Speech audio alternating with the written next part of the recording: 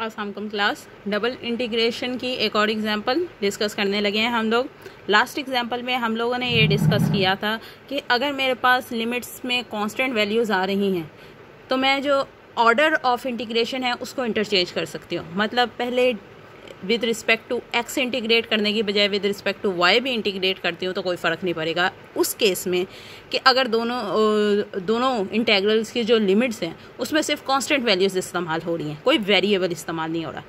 अगर variable include होता है तो आंसर पे कोई ना कोई चेंज बढ़ता है और हम लोग उसको डायरेक्ट इंटरचेंज नहीं कर सकते। सही, उसको इंटरचेंज कैसे करेंगे और वो इंटरचेंज करने का क्या मेथड है उसको इस क्वेश्चन में डिस्कस करेंगे हम लोग। ठीक, तुम लोगों के पास सामने क्वेश्चन नज़र आ रहा है, ठीक, और क्लियरली मुझे यहाँ से तुम लोग क्लियरली देख सकते हो कि यहाँ पे लिमिट में वेरिएबल इस्तेमाल हो रहा है। ठीक, क्योंकि वेरिएबल इस्तेमाल हो रहा है और हम लोग कहते हैं कि जब वेरिएबल वाला हो तो उसको चेंज करने, ऑर्डर चेंज करने में डिफ़िकल्टी होती है, तो हम उसको इस क्वेश्चन को बगैर ऑर्डर चेंज किए सॉल्व करने की कोशिश करते हैं। ठीक, मतलब डायरेक्ट डबल इंटीग्रेशन लगाना चाहते हैं पहले विद रिस्पेक्ट टू एक्स के।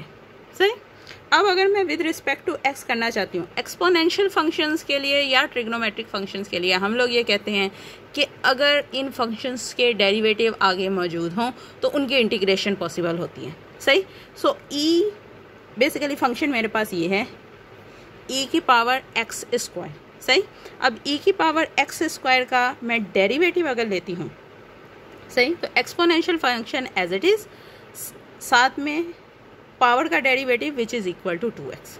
ठीक, सो ई की पावर एक्स स्क्वायर का डेरिवेटिव मेरे पास आ जाता है ई की power X square as it is into 2x। सही, अब अगर मैं इंटेग्रल में देखूँ, इंटीग्रेशन में देखूँ तो ई की पावर एक्स स्क्वायर मतलब ये वाला पोर्शन तो यहाँ पे मुझे नज़र आ जाता है। मतलब डेरिवेटिव एक तरह से पोर्शन, एक डेरिवेटिव का एक पोर्शन जो है वो इंटीग्रेशन में ऑलरेडी मौजूद है।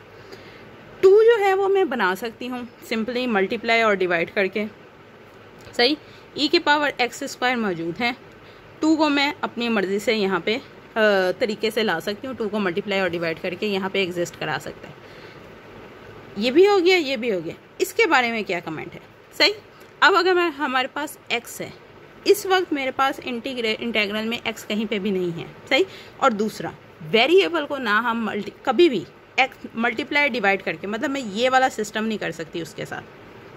वेरिएबल को हम मल्टीप्लाई डिवाइड करके इंटेग्रल में एग्जिस्ट नहीं करवा सकते, सिर्फ कांस्टेंट के लिए ये असूल रख सकते हैं। सही, अब क्योंकि मैं एक्स को नहीं करवा सकती मतलब यहाँ पे एक्स एग्जिस्ट नहीं करेगा। सही, और अगर एक्स एग्जिस्ट नहीं करता तो इसका मतलब है कि ई की पावर एक्स स्क्वायर का डेरिवेटिव जो है इस वक्त इस इंटेग्रल में मौजूद नहीं है। ठीक, और अगर इस वक्त इस इंटेग्रल में इसका डेरिवेटिव मौजूद नहीं है इसका मतलब कि इंटीग्रेशन जो है वो पॉसिबल नहीं है। नीचे ये लिखा हुआ है the integral can not be evaluated in the given order because derivative does not exist. सही, ओके जी। अब इस वक्त इस क्वेश्चन को विद रिस्पेक्ट टू एक्स से करते हुए मुझे काफ़ी इशू आ रहे हैं। अगर यही वाले क्वेश्चन, यही वाला इंटेग्रल, यही वाला फंक्शन मैं अगर विद रिस्पेक्ट टू वाई करती हूँ तो क्या वो पॉसिबल हो सकता है? ठीक, उसके लिए हमारे पास सबसे पहला आंसर ये है कि पॉसिबल हो सकता है, इसलिए क्योंकि y के हिसाब से e की पावर एक्स स्क्वायर जो है वो कांस्टेंट के तौर पे बिहेव करेगा और कांस्टेंट जो है वो इंटीग्रेशन से बाहर आ जाएगा। तो मतलब अगर मैं y के हिसाब से इसको पहले इंटीग्रेट करने की कोशिश करती हूँ तो मेरे लिए काम आसान हो जाएगा। सही, और इसका मतलब है कि मुझे इंटीग्रेशन का ऑर्डर चेंज करना है। ठीक, लेकिन ऑर्डर में सीधे सीधे तरीके से चेंज नहीं कर सकती। क्यों? क्योंकि यहाँ पे लिमिट्स में वेरिएबल एग्जिस्ट करता है। सही, सो उसको करने के लिए जो मेथड है आगे हम वो अप्लाई करने लगे। ठीक, ओके जी। सबसे पहले मैंने लिमिट्स को लिख लिया क्योंकि यहाँ विद रिस्पेक्ट टू वाई था ये। ठीक, मतलब ये बाहर वाली लिमिट्स जो है वो वाई की है, मतलब lower limit, upper limit 0 less than equal to Y less than equal to 4। इस तरह से भी लिख सकते हैं हम लोग, ये भी लिख सकते हैं क्योंकि इक्वल का साइन लगा हुआ है तो ये दोनों वैल्यूज भी आ सकते हैं। सही, इसी तरह से ये वाली x की लिमिट्स हैं तो y/2 is less than equal to x less than equal to 2। ये दोनों लिमिट्स को मैंने इक्वेशन के तौर पे लिख लिया। सही, अब इसी वाली वैल्यू से, इस वाले पोर्शन से मैंने ये वाली वैल्यू निकाली, x is basically equal to y/2 और x इज इक्वल टू 2। ठीक, यहाँ से मैं चाहती हूँ कि y एलिमिनेट हो जाए। सही। अब अगर y को अलहदा करना चाहते हैं 2 दूसरी तरफ चला जाएगा, हमारे पास वैल्यू आ जाती है y = 2x। ठीक, यहाँ तक हमारे पास कोई इशू नहीं।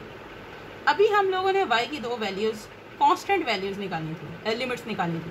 y की वैल्यू एक 0, y की वैल्यू एक 4। एक दफ़ा मैंने इस इक्वेशन में y को 0 पुट करना है, एक दफ़ा इस इक्वेशन में y को 4 पुट करना है। सही। मेरे पास डेफिनेटली x की वैल्यूज आएंगी। सही, जो कि हमारे पास कुछ इस तरह से आ रही है। ठीक। सो हम लोग के पास अब क्या क्या चेंज आया है।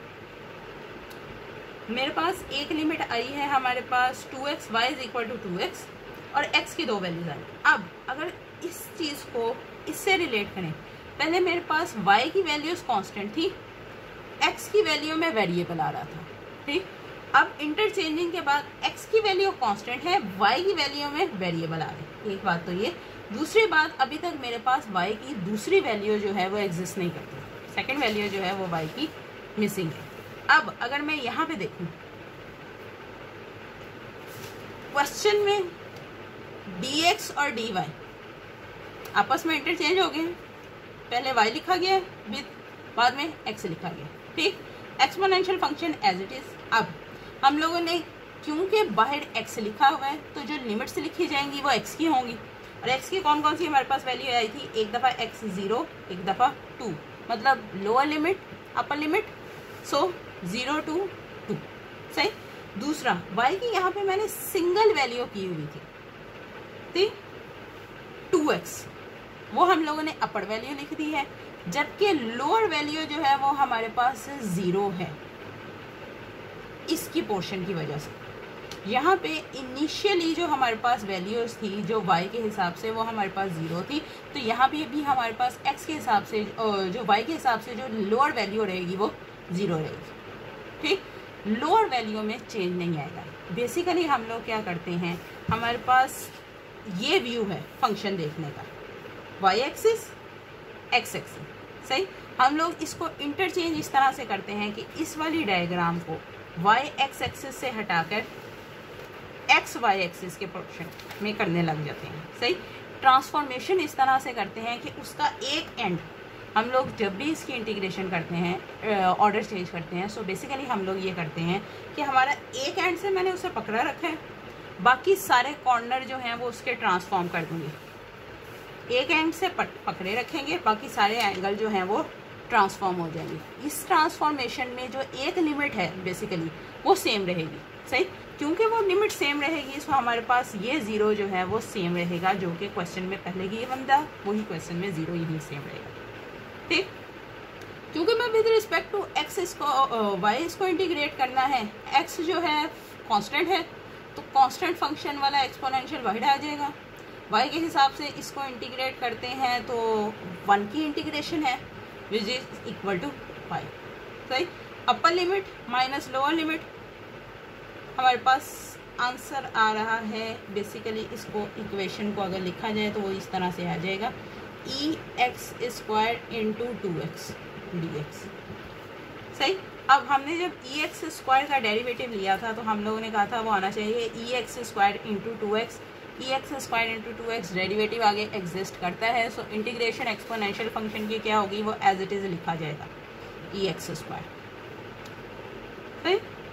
और अपर limit minus lower limit, x में क्योंकि वैल्यू लगानी है, एक दफ़ा x की पावर 2, एक दफ़ा x की पावर 0। बहुत सारे स्टूडेंट जो मिस्टेक करते हैं वो ये करते हैं e की पावर 2 का स्क्वायर माइनस 0 का स्क्वायर।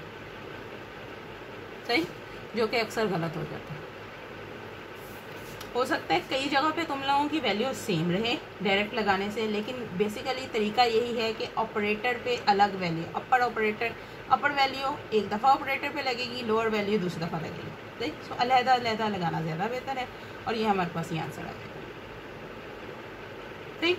तो हम लोगों ने पहली बार यहाँ पे ऑर्डर चेंज क्यों किया, क्योंकि विद रिस्पेक्ट टू x इसकी इंटीग्रेशन करना मुश्किल थी, विद रिस्पेक्ट टू y करने से फिर भी हमारे पास आंसर आ गया है और इंटीग्रेशन पॉसिबल हो गया, इसलिए हम लोगों ने इसको इंटरचेंज किया। दूसरा, हम लोगों ने डायरेक्ट इंटरचेंज इसलिए नहीं किया क्योंकि इसमें वेरिएबल आ रहा था और वेरिएबल वाले क्वेश्चन को डायरेक्ट इंटरचेंज नहीं किया जाता। सही। तो इसके लिए हम लोगों ने ये वाला मेथड इस्तेमाल करना है। जो भी क्वेश्चन इशू होंगे आप लोग कमेंट में पूछ सकते हैं। Thank you.